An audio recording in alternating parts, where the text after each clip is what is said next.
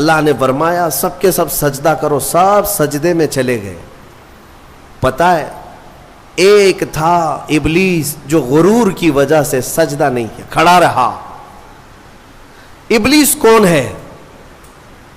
یہ شیطان جس کا نام عزازیل، یہ کون ہے؟ فرشتوں کو تعلیم دینے کے لیے اس کو مامور کیا گیا تھا، اس کو معلم الملائکہ کہتے ہیں۔ بعضوں نے اس کو فرشتوں میں شمار کیا، لیکن مفسرین کی اکثر رائے یہ ہے کہ وہ جنات میں سے تھا۔ ابلیس کس میں سے تھا؟ جنات میں سے تھا، لیکن فرشتوں کے ساتھ رہتا تھا، اس لیے حکم اسے بھی تھا۔ حالانکہ وہ اللہ کی بہت عبادت کیا ہے، بہت عبادت، اتنی عبادت کیا ہے کہ اس کے سجدے اگر زمین پر پھیلا دیے جائیں تو ایک رائی کے دانے کے برابر بھی جگہ خالی نہیں ہوگی، اتنے سجدے اللہ کے کر چکا، لیکن اس وقت سجدہ نہیں کیا۔ تو رب تعالیٰ نے سوال فرمایا، قال ما منعک الا تسجد اذ امرتک، تو سجدہ کیوں نہیں کیا جبکہ میں نے تجھے حکم دیا تھا؟ قال انا خیر منہ، کہنے لگا اے مولا میں اس سے بہتر ہوں، آدم سے میں بہتر ہوں، خلقتنی من نار وخلقتہ من طین، تو نے مجھے آگ سے بنایا ہے اور اسے مٹی سے بنایا ہے۔ آگ بلند رہتی ہے، مٹی نیچے رہتی ہے، بلند آدمی نیچے والے کو سجدہ کیسے کرے؟ ہاں یہی غرور ہے۔ اب اس سے پتا چلا کہ کائنات کا سب سے پہلا گناہ وہ تکبر ہے، غرور، گھمنڈ، میں پن، کہ میں یہ ہوں اس کے سامنے کیوں جھکوں۔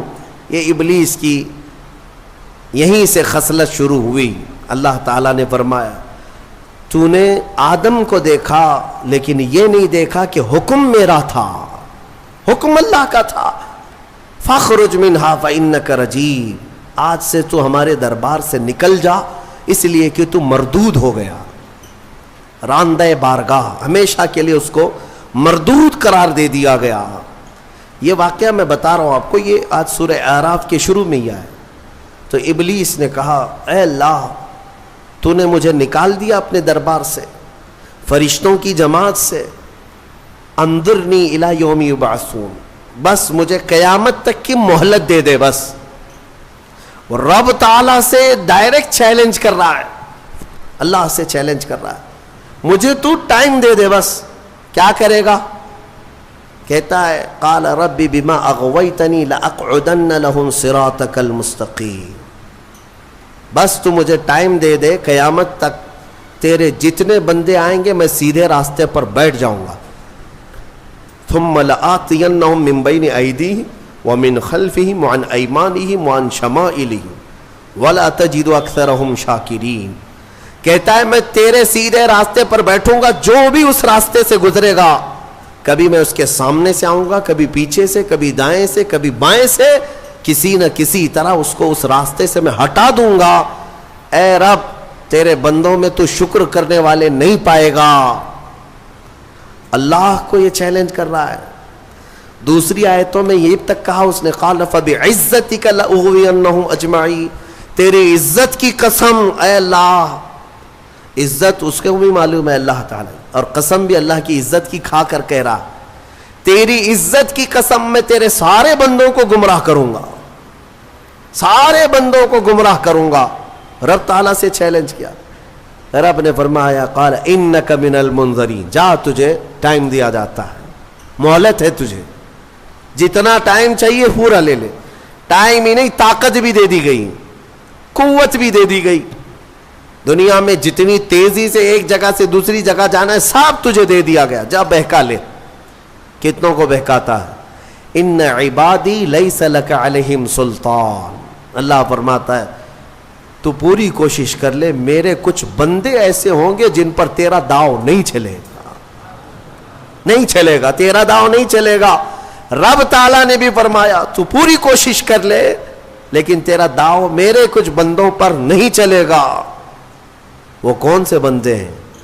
ان بندوں کے بارے میں ابلیس بھی مان گیا، شیطان بھی مانا، کہنے لگا ہاں ہاں ہے تیرے کچھ بندے۔ وہ کون ہے؟ الا عبادک منہم المخلصین.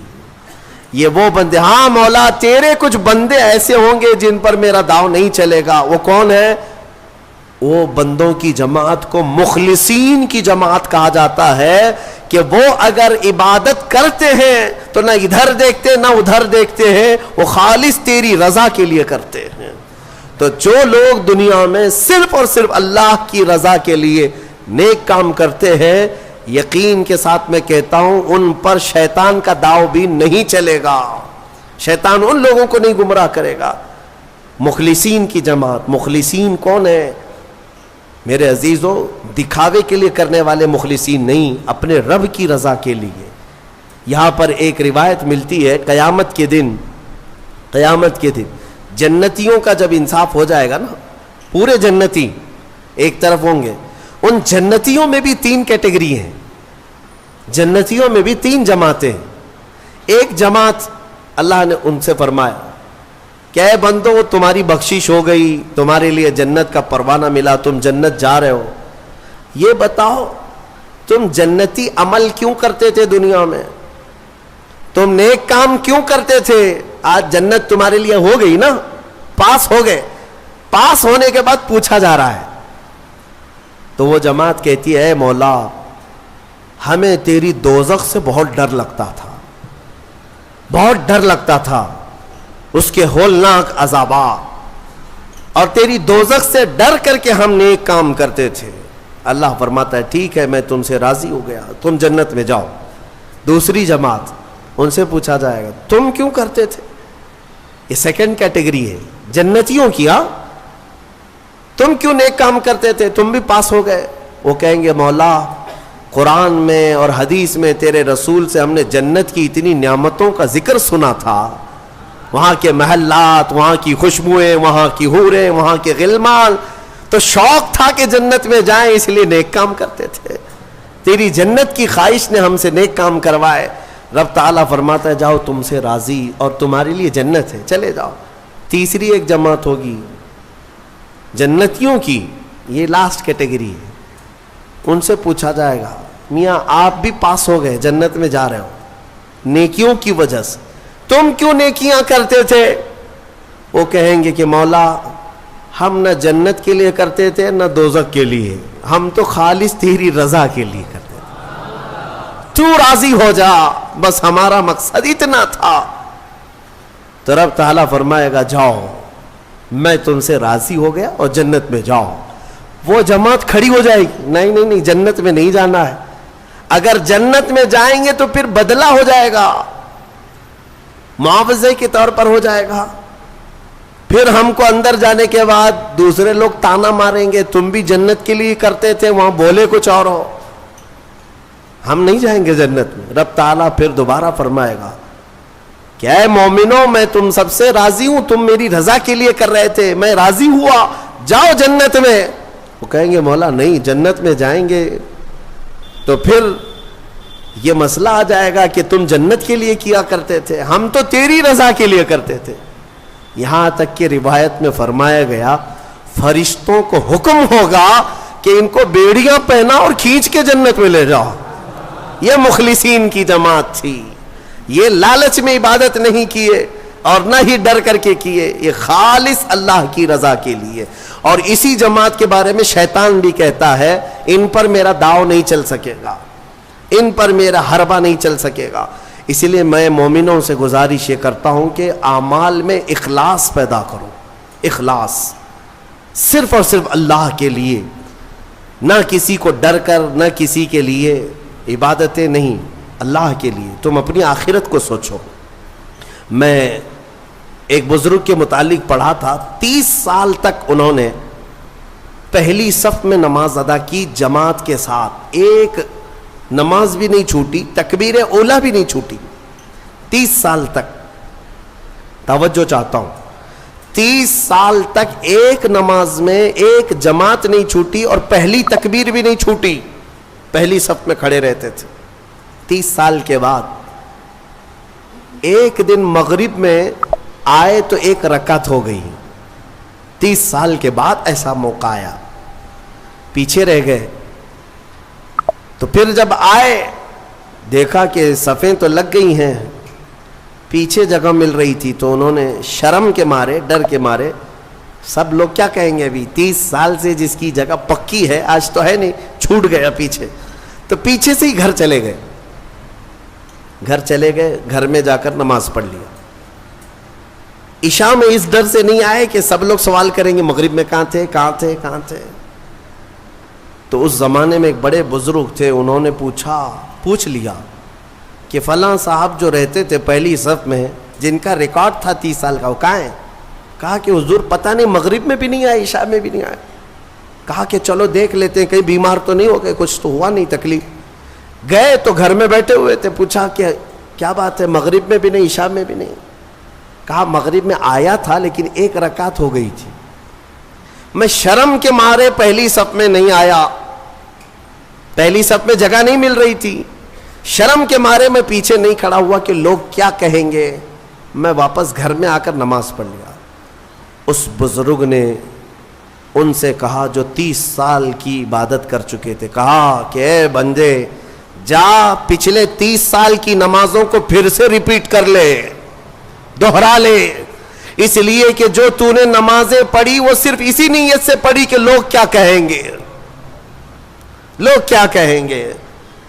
تجھے اس بات کا خیال نہیں ہے کہ تو عبادت اللہ کے لیے کرتا ہے, جا پچھلے 30 سال کی نمازیں اعادہ کر لے, پھر سے پلٹا لے. عزیزان گرامی, اخلاص ایک بڑی دولت ہے, اللہ تعالیٰ اپنے مخصوص بندوں کو عطا کرتا ہے. بات میں یہاں پر سمیٹتا ہوں کہ ابلیس لعین آدم علیہ السلام کو سجدہ نہ کیا, غرور اور گھمنڈ میں اللہ تبارک و تعالیٰ سے چیلنج کر کے نکلا. اسے اللہ نے ٹائم دیا, وقت دیا قیامت تک کا, اور وہ بہکاتا گھوم رہا ہے ابھی بھی. ہاں بس رمضان میں قید ہوا ہے, رمضان میں شیاطین کو قید کیا گیا, یہ حدیث پاک سے ثابت ہے. ابھی تو ہے نہیں, ہماری محفل میں بھی نہیں ہے, اور ابھی رمضان میں کہیں ہے نہیں, لیکن پھر بھی کچھ لوگ ابھی بھی روزہ چھوڑتے ہیں. یہ کون سے شیطان ہیں؟ نماز میں نہیں آتے, پھر یہ کون ہیں؟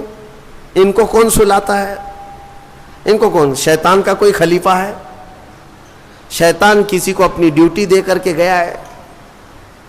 یہاں پر نفس امارہ ہے, وہ ہر ایک کے اندر ہے. انشاءاللہ پھر آگے کبھی میں عرض کروں گا, وہ ہر انسان کے پاس ہے. جس نفس نے شیطان کو بھی گمراہ کیا تھا وہ نفس تو ہمارے پاس ہے.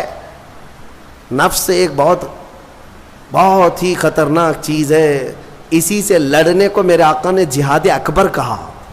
جو اپنے نفس کے خلاف لڑائی کرے گا وہ جہاد اکبر ہے, بڑا جہاد ہے. تو بہرحال آدم علیہ الصلاۃ والتسلیم کی پیدائش ہوئی اور آپ کو وہاں سے جنت میں رکھا گیا. اب یہاں پر کچھ باتیں مجھے عرض کرنی ہے, وہ یہی ہے کہ آدم علیہ السلام کو جب ساری چیزوں کے نام بتائے گئے اور سب کچھ علم دیا گیا اور پھر جنت میں رکھا گیا. جنت کیسی ہے؟ وہاں کسی چیز کی کمی ہے؟ کوئی چیز کی کمی نہیں, ساری نعمتیں ہیں. لیکن اس کے باوجود آدم علیہ السلام کو کچھ بے قراری تھی. کیوں؟ اس لیے کہ انسان جو ہے تنہا نہیں رہتا, انسان کو کوئی دوسرا انسان چاہیے. انس سے بنا ہے انسان, انس کہتے ہیں محبت کو, اس کے فطرت میں ہے یہ کھچاؤ, دوسرے کے ساتھ اس کا کھچاؤ ہے, لگاؤ ہے, دوست بناتا ہی ہے, اکیلا نہیں رہے گا انسان. تو آدم علیہ السلام کو جو یہ بے قراری تھی وہ تنہا ہونے کی. پھر ایک دن اللہ رب العزت نے ان کی بائیں پسلی سے کچھ حصہ نکالا اور اس سے ایک عورت کو بنایا گیا, وہ حضرت حوا تھی. ہاں اتنی بات میں آپ کو بتا دوں, آدم علیہ السلام کی پیدائش وہ کس جگہ ہوئی اللہ بہتر جانے, کوئی تو جگہ ہوگی, لیکن عورت کی پیدائش تو جنت کے اندر ہوئی. کہاں ہوئی ہے؟ جنت کے اندر ہوئی ہے. ہاں جنت میں پیدا ہوئی ہے عورت, یہ اس کا مقام ہے اور یہ جنتی چیز ہے. اللہ تبارک و تعالیٰ نے اس میں جو خوبصورتی رکھی ہے عورت کے اندر, وہ جنت کی کشش ہے. جب حضرت آدم علیہ السلام حضرت حوا کو دیکھتے ہیں, آپ کو پتا ہے حضرت حوا دنیا کی سب سے خوبصورت عورتوں میں سے ایک ہے. سب سے خوبصورت تھی. آدم علیہ السلام ان کی طرف ہاتھ بڑھانے لگے. رب تعالیٰ کا حکم ہوا آدم تمہارے لیے حلال نہیں, تم اس کا مہر ادا کرو, مہر ادا کرو. مہر دینا یہ جنتی قانون ہے, آج بھی ہمارے نکاح میں مہر رکھا جاتا ہے. آدم علیہ السلام نے عرض کیا کہ مولا میں یہاں کس چیز کا مالک ہوں, کیا چیز مہر میں دوں؟ رب تبارک و تعالیٰ نے فرمایا آدم تمہاری اولاد میں اخیر زمانے میں میرا ایک محبوب نبی پیدا ہوگا جس کو آسمانوں میں احمد, زمینوں میں محمد کہا جائے گا. آدم تم اس پر 20 بار درود بھیجو, یہ حوا کا مہر ہو جائے گا. شیخ عبدالحق محدث دہلوی رحمۃ اللہ علیہ نے بھی اس کو لکھا ہے, آپ اندازہ کرو ہماری ماں کا مہر درود پاک ہے. ہماری ماں ہمارے باپ کے لیے حلال ہوئی تو درود کے صدقے میں حلال ہوئی. اور جس کو درود سے چڑ ہے اسے سوچنا چاہیے کہ حلال ہونے کا طریقہ آدم علیہ السلام کے لیے حضرت حوا درود رکھا گیا. درود کے منکر تو کہاں جائے گا, کہ اپنے ماں باپ کے بارے میں شک کرے گا. آدم علیہ السلام اس کے بعد حضرت بی بی حوا کو چھوتے ہیں, دونوں مزے سے رہ رہے تھے. قرآن میں اللہ فرماتا یا آدم اسکن انت وزوجک الجنت فکلا منہا حیث شئتما. رب فرماتا ہے تم اور تمہاری بیوی جنت میں رہو, جو چاہے کھاتے رہو, جہاں سے من کرے کھاؤ. جنت میں گھومتے رہو, پھرتے رہو, ساری چیزیں تمہارے لیے اب حلال ہیں. لیکن رب نے فرمایا تھا ولا تقربا ہذہ الشجرہ, ایک درخت ہے اس کے قریب مت جانا, ایک درخت ہے اس کے قریب مت جانا. اللہ کی طرف سے منع تھا. وہ درخت کے قریب جانے کی ممانعت آئی تھی تو ہوا کیا, ابلیس لعین جو بارگاہ سے مردود ہو گیا تھا, اب اس کی ڈیوٹی ہو گئی تھی کہ آدم علیہ السلام کو بہکائیں یا پھر ان کی ذریت کے خلاف کچھ نہ کچھ سازشیں کرتے رہے. اس کی ڈیوٹی ہو گئی تھی. اس وقت تک وہ فرشتوں میں بھی جاتا آتا تھا, جنت کے دروازے تک بھی پہنچتا تھا. روایات یہ بتاتی ہیں کہ ایک دن جنت کے قریب وہ گیا, آدم علیہ السلام اور حضرت حوا کو بلایا, کہا کہ تمہیں پتہ ہے اس درخت کے قریب جانے سے کیوں منع کیا گیا ہے؟ آدم علیہ السلام نے پوچھا کیا بات ہے؟ کہا اس درخت میں ایک پھل ہے, اگر تم کھا لو گے نا الا ان تکونا ملکین او تکونا من الخالدین, تم یا تو فرشتے بن جاؤ گے یا ہمیشہ جنتی بن جاؤ گے. ہاں اگر کھا لیے تو ہمیشہ کا ہو جائے گا, پکے ہو جاؤ گے. اس لیے تمہیں روکا گیا ہے, کھانے سے روکا گیا ہے کہ تم کنٹینیو نہ ہو جاؤ, یہاں پہ ہمیشہ کے نہ ہو جاؤ. آدم علیہ السلام اس کی باتوں میں نہیں آئے, لیکن اندر آنے کے بعد حضرت حوا بار بار کہنے لگیں آدم علیہ السلام سے کہ ایک بار پھل کھا کے تو دیکھتے ہیں, کھا کر کے تو دیکھتے ہیں. حضرت آدم علیہ السلام نے منع کیا. رب تبارک و تعالیٰ نے قریب جانے سے منع کیا ہے, ولا تقربا ہذہ الشجرہ. اب یہاں پر شیطان نے ایک لاجک سکھائی, منطق. ہاں قریب جانے سے منع کیا نا, درخت کا پھل کھانے سے تھوڑی نا منع کیا. تو حضرت بی بی حوا نے پھل توڑ کر کے آدم علیہ السلام کو بھی پیش کیا, خود بھی کھائیں. جیسے ہی ان دونوں نے کھائے, قرآن میں اللہ فرماتا ہے دونوں کے کپڑے اتر گئے, لباس اتار لیا گیا, پورا کا پورا لباس اتار لیا گیا. جنت کے کچھ درختوں کے پتوں سے انہوں نے اپنا جسم چھپایا.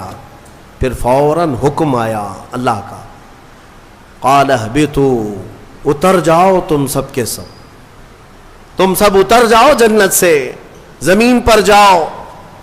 اس لیے کہ اللہ تعالیٰ نے جس چیز سے روکا تھا تم نے وہ کھا لیا.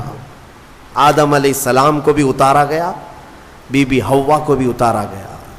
جنت میں اور جنہوں نے ان کا تعاون کیا تھا سب کو اتارا گیا, زمین پر بھیج دیا گیا. اور پھر الگ الگ آدم علیہ السلام کو سرندیپ پہاڑ پر جو سری لنکا میں ہے آج, حضرت حوا کو جدہ میں سعودی عرب میں. اتنا لمبا فاصلہ, اور پوری بھری دنیا میں دو ہی لوگ ہیں, اور ایک ادھر ایک ادھر. رب تبارک و تعالیٰ نے اتارا اور پھر یہ فرمایا ایک مدت تک تم کو زمین میں ٹھہرنا ہے اور پھر میری طرف لوٹ کر کے آنا ہے.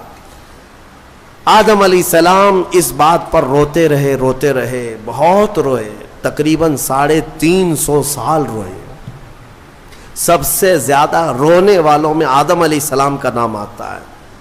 پھر ایک دن ایسا ہوا کہ آدم علیہ السلام نے اللہ تعالیٰ کی بارگاہ میں یوں عرض کیا کہ جب میری آنکھ کھلی تھی, سب سے پہلے حضرت آدم علیہ السلام کی روح ڈالی گئی, آنکھ کھلی تھی, تو سب سے پہلے آدم علیہ السلام کی نظر جس چیز پہ پڑی تھی وہ لا الہ الا اللہ محمد الرسول اللہ. اللہ تعالیٰ نے اپنے نام کے ساتھ ایک اور نام رکھا تھا. آدم علیہ السلام نے اللہ کی بارگاہ میں یوں عرض کیا کہ مولا, جس کا نام تو اپنے نام کے ساتھ آسمانوں میں رکھا اس کے طفیل میری توبہ قبول فرما.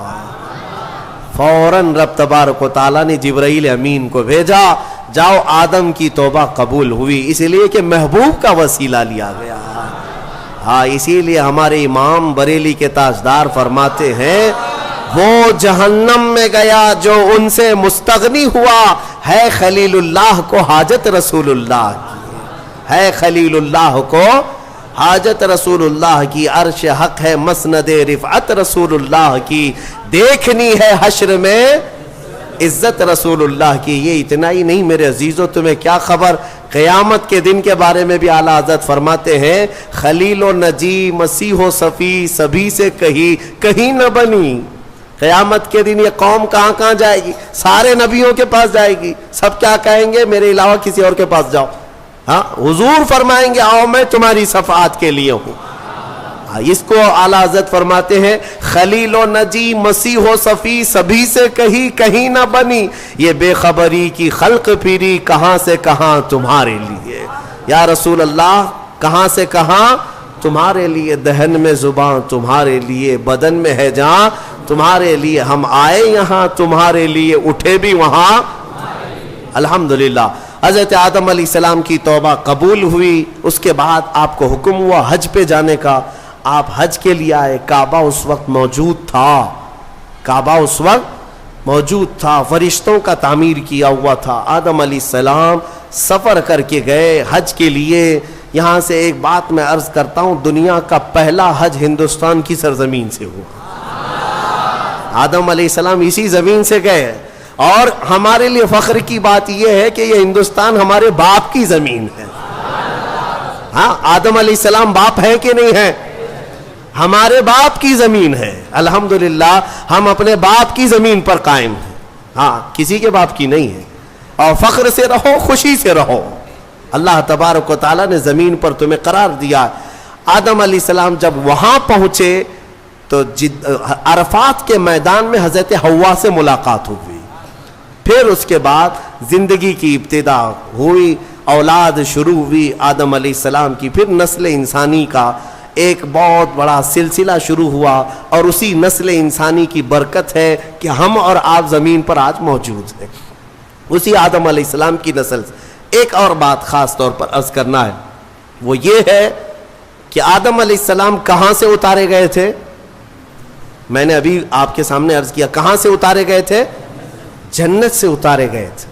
جنت سے اتارے گئے, اور جہاں سے آئے ہیں وہیں پر جانا چاہیے. اسی لیے کہا گیا انسان کو کہ تیرا اصلی وطن جنت ہے. تیرا اصلی وطن کیا ہے, جنت ہے. بچہ جب ماں کے پیٹ سے پیدا ہو کر کے دنیا میں آتا ہے تو روتا آتا ہے نا, دیکھا ہے نا آپ نے, روتے ہوئے آتا ہے. کیوں روتے ہوئے آتا ہے؟ بزرگوں نے فرمایا, خود میرے مرشد گرامی حضور تاج الشریعہ رحمۃ اللہ تعالی تشریح فرماتے تھے کہ بچہ روتا ہوا اس لیے آتا ہے کہ اس کا اصلی وطن چھوٹ گیا. کون سا؟ جنت میں تھی. ہماری روحیں آنے سے پہلے کہاں تھی؟ جنت میں تھی. اصلی وطن جب بھی چھوٹتا ہے تو روتا ہوا آتا ہے. اور اسی لیے شاعر کہتا ہے, شاعر کیا کہتا ہے کہ یاد داری کے وقت زادنے تو ہما خنداں بودند تو گریاں. اے انسان, تجھے معلوم ہے جب تو پیدا ہوا تھا سب ہنس رہے تھے اور تو رو رہا تھا. ماں بھی ہنس رہی تھی, باپ بھی ہنس رہا تھا, خوشی میں سب پیڑے بانٹ رہے تھے, جلیبیاں بانٹ رہے تھے, سب خوش تھے کہ تو پیدا ہو. لیکن تم کیا کر رہے تھے؟ تم تو روتے ہوئے آئے تھے. چنا زی کے وقت مردنے تو ہما گریاں بودند تو خنداں. شاعر کہتا ہے اے انسان اب زندگی ایسی گزار کر جا کہ جب تیرے جانے کا وقت ہو تو سب رو رہے ہوں اور تیرے لبوں پہ مسکراہٹ ہو. تو ہنستا ہوا جا. کون ہنستا ہوا جائے گا؟ جسے اپنے وطن پر جانے کا شوق ہو, اپنے اصلی وطن جانے کا جسے بھی شوق ہوگا, موت کے وقت اس کے لبوں پہ مسکراہٹ ہوگی. اور جسے جہنم جانے کا ہوگا خاک مسکرائے گا, خاک مسکرائے گا. وہ تو ملک الموت کی شکل دیکھ کر کے لال پیلا ہو چکا ہوگا. ہاں اسی لیے جنت کی خواہش بھی رکھو کہ میرا اصلی وطن ہے, اور کام بھی وہی کرو تاکہ مرنے کے وقت لال پیلے نہ ہو, لبوں پر مسکراہٹ ہو. اسی لیے بہتوں کو مرتے وقت مسکرانا یہ ہمارے اختیار میں نہیں ہے. ہاں تم چاہو گے تو مسکرا لیں گے. ابھی ہم بیٹھے ہیں, ہنسنے کے لیے بولوں گا تو پورا پھاڑ کر کے ہنسیں گے, ہو سکتا ہے ابھی اختیار ہے, لیکن موت کے بستر پر میاں کسی کے اختیار میں نہیں. ہنسنا اس وقت تمہارے کنٹرول میں نہیں. اس وقت تو نزع کا عالم ایسا کہ مکھی بھی بیٹھے تو پہاڑ کے برابر لگے ہیں, ہنس کہاں سکو گے؟ ہاں بس وہی ہنسے گا جو زندگی بھر جنت میں جانے کی تیاری کرتا تھا اور مولا اسے موت سے پہلے جنت دکھا رہا ہو اور وہ ہنس رہا ہو, بس وہی ہنسے گا.